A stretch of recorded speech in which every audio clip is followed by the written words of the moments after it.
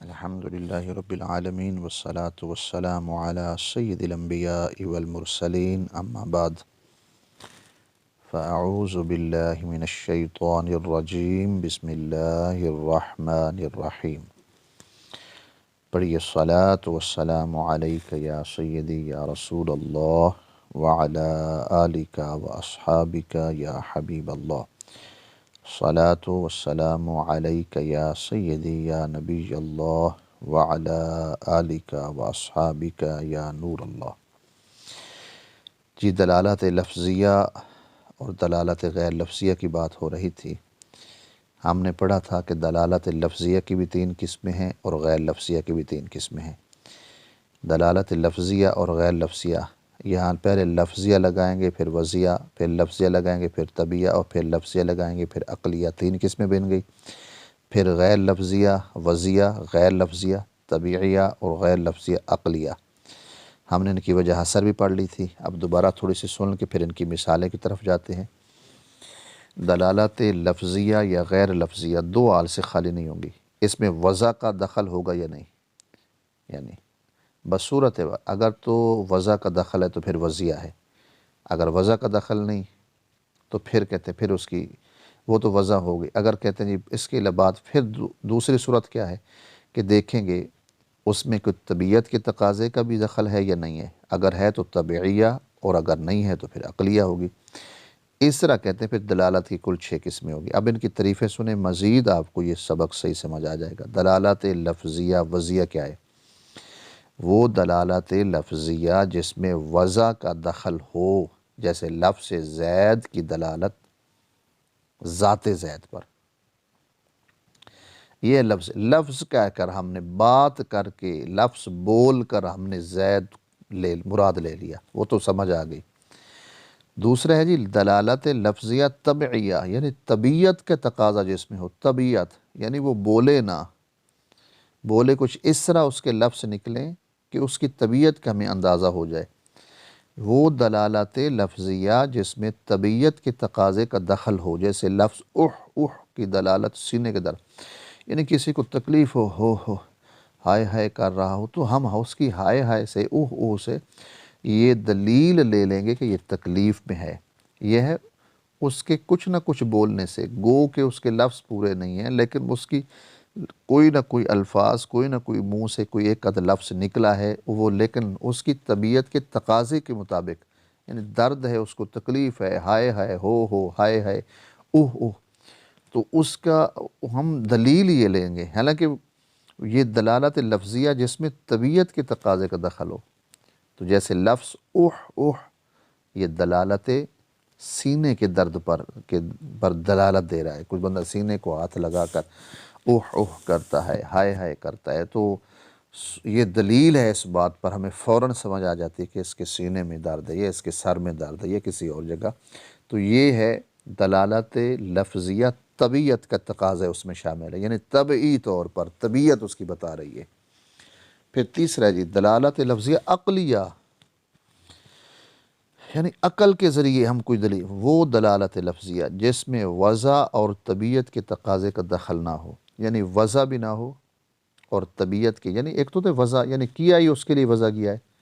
لفظ بنایا ہے اس کے لیے کیا ہے تو پتہ تو چل جاتا ہے۔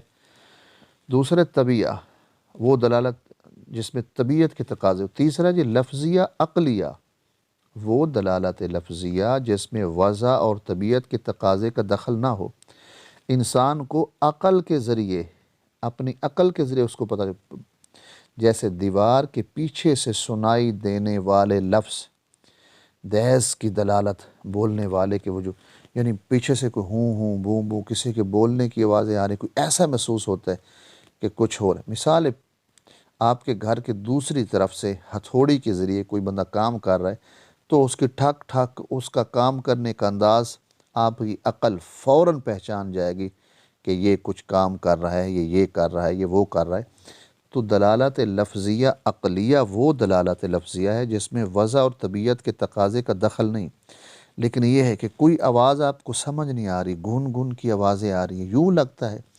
کہ کچھ ہے، کوئی ایسا لگتا ہے کوئی بول رہا ہے، تو کہتے ایسے ہی یہ آپ کی عقل نے یہ نتیجہ اخذ کر لیا کہ وہاں یا تو کوئی کام ہو رہا ہے یا کوئی بول رہا ہے، تو یہ اس چیز پر پیچھے کی جو آواز ہے اس پر دلالت کی آپ کی عقل نے، یہ دلیل پکڑ لی کہ دیوار کے پیچھے کچھ نہ کچھ ضرور ہے۔ لہٰذا یہ بتانا چاہتے ہیں کہ یہ ہے دلالت لفظیہ عقلیہ۔ وضعیہ وضعی اس کے لیے ہے، وضع کا دخل ہے، اور دلالت لفظیہ طبیعہ یعنی طبیعت کے تقاضے کا دخل ہے، اور دلالت لفظیہ عقلیہ کہ نہ تو طبیعت کا ہو اس میں نہ وضع کا ہو دخل، لیکن پیچھے کوئی دیوار کے پیچھے کچھ ایسا ہو رہا ہے، کوئی کام ہو رہا ہے، کچھ ایسا آپ کا عقل فوراً یہ دلیل لے لے کہ یہاں کچھ ہے، تو یہ اس کو کہتے ہیں دلالت لفظیہ عقلیہ۔ اب آگے دوسری کہتے ہیں دلالت غیر لفظیہ وضعیہ۔ غیر لفظ ہے لیکن ہے وضع، لفظ نہیں ہے، لفظ نہیں ہے لیکن وضع اسی کے لیے کیے گئے ہیں۔ غیر لفظیہ ہے لیکن وضعیہ۔ دیکھیں میں آپ کو سمجھاتا ہوں، وہ دلالت غیر لفظیہ لفظ نہیں ہے جس میں وضع کا دخل ہے، جیسے دوال اربع یعنی عقود، خطوط، نصب اور اشارات کی دلالت اپنے مدلولات پر۔ یہ دیکھ آپ جاتے ہیں نا، آپ شہر میں جائیں، آپ کو ایک تیر کا نشان نظر آؤ گے، لکھا ہوگا کچہری اس طرف، وہ کچہری نیچے لکھا ہوگا تیر کا نشان، تو وہ تیر کا جو نشان ہے نا وہ لفظ تو نہیں ہے، وہ ہے غیر لفظیہ ہے لیکن ہے وضعیہ، لفظ نہیں ہے۔ اسی طرح زیبرا کراسنگ کے نشان ہوتے ہیں، وہ لفظ نہیں ہوتے لیکن وہ اشارات ہوتے ہیں، پتہ چل، یا جو اشارے سڑکوں پہ لگے ہوتے ہیں، جی لال بتی جل رہی ہے یا سبز بتی، لیکن وہ وضع اس کام کے لیے وہ اپنے مدلول پر دلالت کر رہے ہوتے ہیں۔ اسی طرح آپ نیچے جو ہے مربع شکل کا آپ پینسل لیں، پین لیں، یا مستطیل شکل، تو مستطیل شکل یا مربع شکل آپ کو بتا دے کہ یہ آپ نے مربع بنایا، حالانکہ وہ لفظ نہیں ہے، حالانکہ وہ لفظ نہیں ہے، لیکن اس کے باوجود بھی وضع کیونکہ اس کے لیے کیے گئے تھے، ہیں تو غیر لفظیہ لیکن ہیں وضعیہ۔ تو اسی طرح تیر کے نشان کی جو علامت ہے، کچہری اس طرف یا تھانہ اس طرف، وہ نیچے اوپر تھانہ لکھا ہے اور نیچے تیر کا نشان لکھا ہے، تو وہ اشارہ دے رہا ہے، تو کہتے ہیں وہ اپنے دلالت پر، اپنے وہ اشارات کی جو دلالت ہے وہ اپنے مدلولات پر ہوتی ہے۔ یہ غیر لفظ ہیں، یعنی مستطیل بنا دیں، آپ مربع بنا دیں، آپ عقود بنا دیں، خطوط بنا لیں، یا کوئی ایسی بات، تو اشارے ہیں جو، یا زیبرا کراسنگ ہے، یا یہاں رکنا ہے نہیں رکنا، آگے موڑ ہے، وہ موڑ کا نشان لکھا ہوتا ہے، لگا ہوتا ہے، تو حالانکہ وہ لفظ نہیں ہوتے لیکن وضع اس کے لیے ہے، تو ہمیں سمجھ آ جاتا ہے کیونکہ وہ دلالت کر رہے ہوتے ہیں۔ دوسری ہے کہ دلالت غیر لفظیہ لیکن طبیعہ، ہے تو غیر لفظیہ لیکن طبیعت کا تقاضے کا دخل ہے، لیکن لفظ نہیں ہے، وہ تو ہوتا تھا نا لفظیہ طبیعہ، اس میں لفظ بھی تھے اور طبیعت کا دخل، یہاں ہے غیر لفظیہ ہیں لیکن طبیعت کے تقاضے کا دخل ہے۔ جیسے چہرے کی سرخی کی دلالت شرمندگی پر، بندہ کسی کو آر دلائے، اس کا چہرہ شرم سے جب سرخ ہو جاتے تو بندے کو پتہ چل جاتا ہے یہ شرم ہے، حالانکہ وہ چہرہ بولتا نہیں، حالانکہ چہرے پہ لفظ نہیں ہوتے، وہ غیر لفظ ہے، لیکن اس کی طبیعت نے، اس کی شرمندگی کے اس سرخی نے بتا دیا کہ یہ شرمندہ ہے یا کوئی خوف زدہ ہے، تو اس کے چہرے کی زردی کی دلالت جو ہے وہ بتا دے کہ یہ خوف زدہ ہے۔ تو حالانکہ وہ لفظ تو نہیں ہے لیکن طبیعت کے ان چیزوں نے ہمیں بتا دیا کہ اس کا چہرہ شرم کے مارے سرخ ہو گیا ہے، تو اب اس پہ شرمندگی ہے، اور چہرہ خوف کی وجہ سے زرد ہے تو وہ غیر لفظ لیکن طبیعت نے ہمیں بتا دیا کہ اس کے ساتھ کیا معاملہ پیش آیا ہے۔ تو چہرے کی سرخی کی دلالت شرمندگی پر اور چہرے کی زردی کی دلالت یہ خوف پر ہوتی ہے۔ اب جی آخری ہے جی یہ دلالت غیر لفظیہ عقلیہ، ہے غیر لفظ لیکن عقلیہ ہے، وہ دلالت غیر لفظیہ